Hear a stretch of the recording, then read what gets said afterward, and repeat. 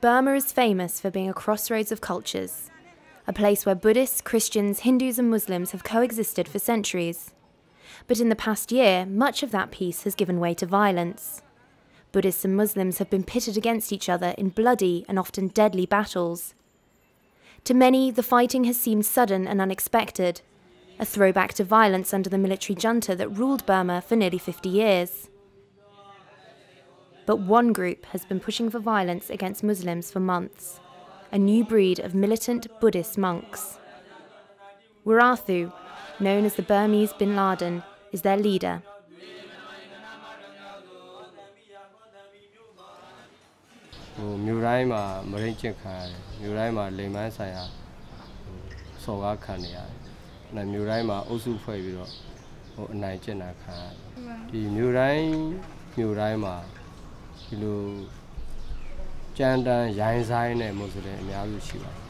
Warathu shares his extreme views on Islam through social media, where he is popular on Facebook. His speeches have been watched thousands of times on YouTube, and his DVDs and leaflets distributed through much of the country. His Islamophobia has even carried over into the monastery, where he and fellow monks advise against doing business with or marrying Muslims.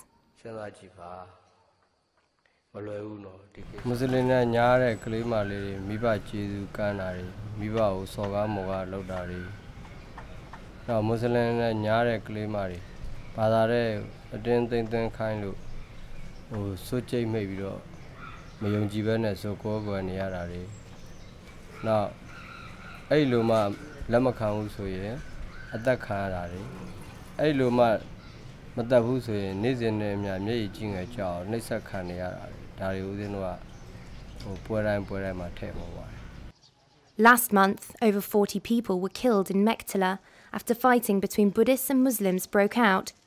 Shops were destroyed and homes and mosques burnt to the ground. Nearly 13,000 people were forced to flee, most of them Muslim.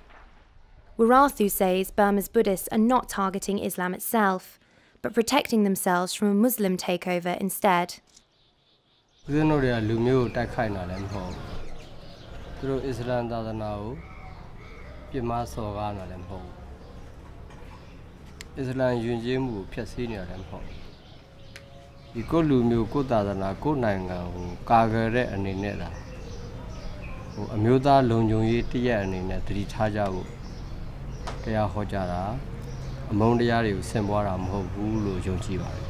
Warathu says Buddhists need to take a stand against Muslims. He believes many of them have come over illegally from Bangladesh and are being financed by Middle Eastern extremists. But critics question whether Warathu himself is acting alone or being used by Burma's military generals to regain power in the still nascent democracy.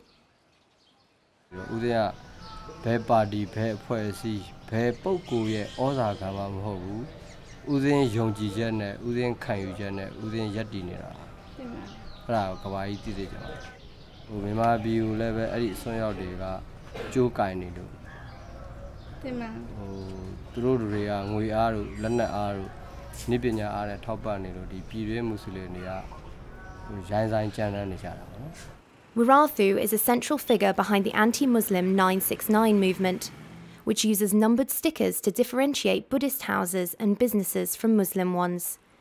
The numbers are helping to create a sense of apartheid in Burmese communities that once coexisted peacefully. Warathu believes the violence in Mektela was a direct result of fighting last year between Rakhine Buddhists and ethnic Rohingya Muslims.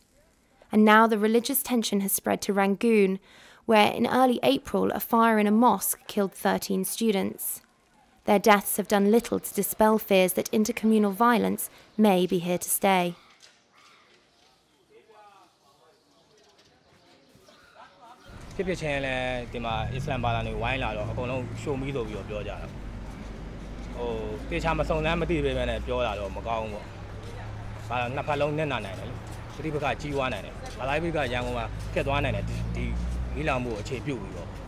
Opposition leader Aung San Suu Kyi has been largely quiet on the issue.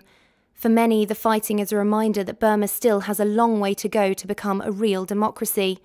But for others, like Muslim leader El Haj Il Lewin, There may yet be a silver lining to everything that's happened. I think this is a blessing in disguise, I should say. So the harmony and the existing friendship will enhance after this, because it is, what shall I say, rude wake-up call for our Buddhist brothers and sisters. They realize that the beautiful religion of Buddhism image will be tarnished if these things go on.